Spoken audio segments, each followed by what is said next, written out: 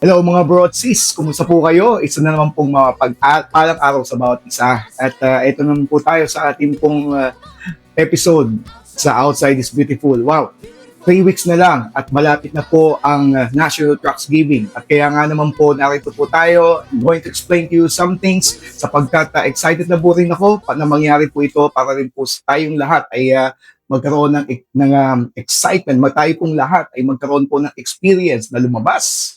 Sapagkat naniniwala po ako, ang tunay na kalayaan ay yung tayo po ay lumaya mula sa kasalanan.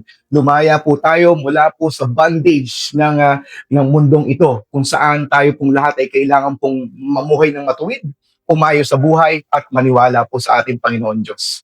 At ako ay nakabisita po sa mga ilang po mga simbahan ng Church of God dito po sa Ilocos region at nakita ko po ang kanila po mga kondisyon, which, well, unang-una po sa lahat, nakita ko po ang kanilang hospitality, nakita ko po paano po sila nagmamahal ng mga pastor, ng mga leaders. And yet I am observing this churches, na obserbahan ko po sa mga simbahan, and most of the churches na rin po sa Pilipinas, maliliit at hindi po sila lumalago. At ang nakikita lamang po natin dito ay gusto po nilang maipahayag ang pag-ibig ng Diyos. Pero paano? Nakita ko po kasi yung mga simbahan po doon ay hindi na po lumago. Sila po ay maliliit at they think everything is okay, na pupunta na lamang po doon sa kanilang simbahan ang mga tao. But then they forgot to do something na ginagawa po ng ating po Panginoon Diyos. Ano po yun? Yung lumabas at makita po ang mga tao at maibahagi po ang pag-ibig ng Diyos. Yung ma-share yung kanilang mga testimony. And this is where I believe yung gagawin po natin sa June 12 ay magiging malaking kapakinabangan. Ano po yun? Yung pong National Tracts Giving Day wherein we are going to give out tracts. Ito lamang po yun. Ano po? Itong mga tracts na ito po ang ating pong ibibigay, ito po ang ating pong ipamamahagi sa mga bahay-bahay. Ano po? National Tracts Giving Day. At bakit po ito po ating pong ginagawa? Sapagkat ito po ang pinakasimpleng pwede mong gawin nang hindi ka mag-evangelize. Simpleng pwede mong gawin na ibahagi na ikaw ay mahal ng Diyos. Ibig sabihin, sa card na ito, ipakikita mo lamang that Jesus died to give them life, that Jesus loves them. Samahan mo lang ng God bless you. Bakit po ito ang gagawin natin? Because this is the simplest. This is the cheapest. This is more fast, and you can give out to more people at a very little time. Sa isang oras lamang na pamimigay, marami ka nang maipamimigay, and you can not just imagine what these tracts can do. At sapagkat ito po ay mensahe na mismo ng Biblia, Jesus died to give you life, it gives them a reminder of how God loves them and what God did to them when He was here on earth. Jesus died to give us life. Ito ay isang pagpapaalala. Unang-una, sa pangalan ni Jesus. Tumatawag tayo sa pangalan ni Jesus, and yet, we didn't know what He did for all of us. Ano pong kanyang ginawa? Ibinigay niya ang sarili niyang buhay para po sa atin. What did He do? He lived with us. He dwelt among us. And He shared His love for all of us. Maging sa mga tao po na nakakalimot na po na si Jesus Christ po ang kanilang tagapagligtas, si Jesus Christ po ang kanilang pong sinasamba sa mga simba-simbahan, at si Jesus Christ po ang dahilan kung bakit po sila binibless. Ito po isang pagpapaalala that Jesus did something great for them. Jesus did something worthwhile for them. Na kung ano po ang estado ng kanilang buhay ngayon, ano pong ginagawa po nila sa buhay ngayon, it's because of Jesus. Whatever they are experiencing today, blessings, even the struggles, even the opportunities, even the breakthroughs, ito po ay galing sa Panginoon Diyos. Now, when you remind them about this, they are reminded that they have to go to church. They are reminded that they have to believe in Christ. They are reminded that they have to worship the Lord if they have forgotten it.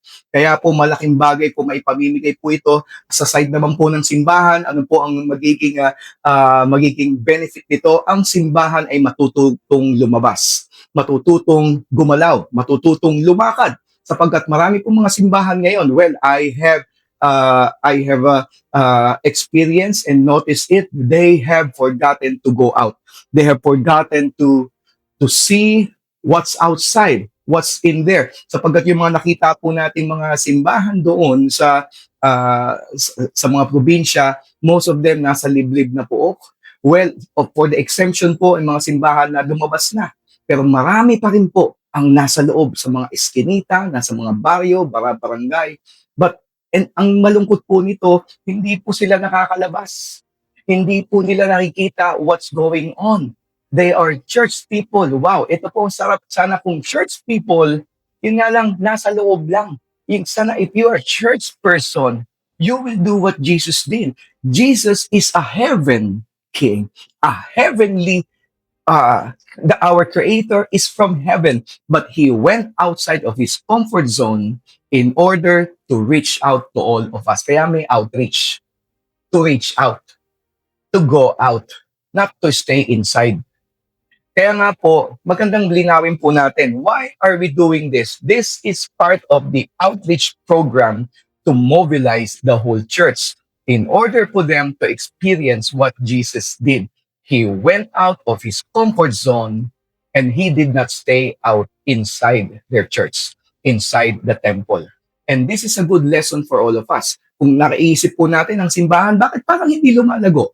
Bakit parang wala yatang nadadagdag? Isipin lang po natin, is the church going out? Baka iniisip lang po natin, ito po ay trabaho lang ni pastor. Hindi po yan trabaho lamang ni pastor ang paglabas.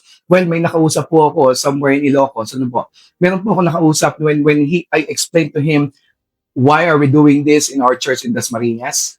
Bakit daw po ito ginagawa? Alam niyo po, nung na-explain ko sa kanya ba't ito ginagawa, kahit malaki na yung simbahan, lumalabas pa rin po tayo. He felt so sad. Why? Because he said, napagod na ako. Napagod na nga ang simbahan.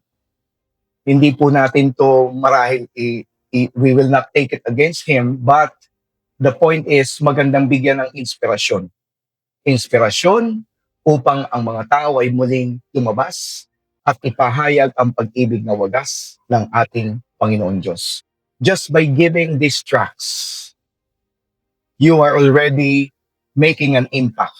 You're already giving yourself a chance to go out and to experience what God experienced while He was here on earth. Lumalabas, nag-i-explain. Ito nga, pag nagbigay ka, hindi ka na mag-i-explain.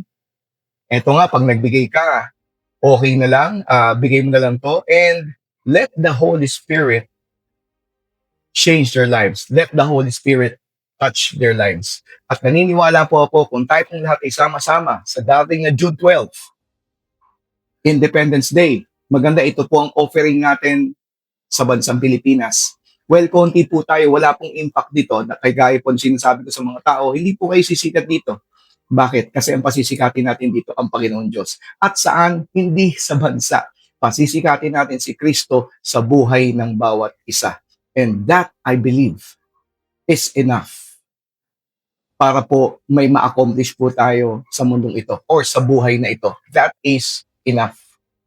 We do not want anybody to be popular. We just want Jesus to be popular in our lives. So, mga kabrosis, ito po ay ilan lamang pagpapaliwanag sa dating pong June 12. I hope every one of us, especially sa Church of God, maintindihan po natin bakit po tayo namimigay po nito at kung bakit po natin to gagawin ito ng sabay-sabay. Until the next episode, God bless you and stay safe, everyone. Bye-bye.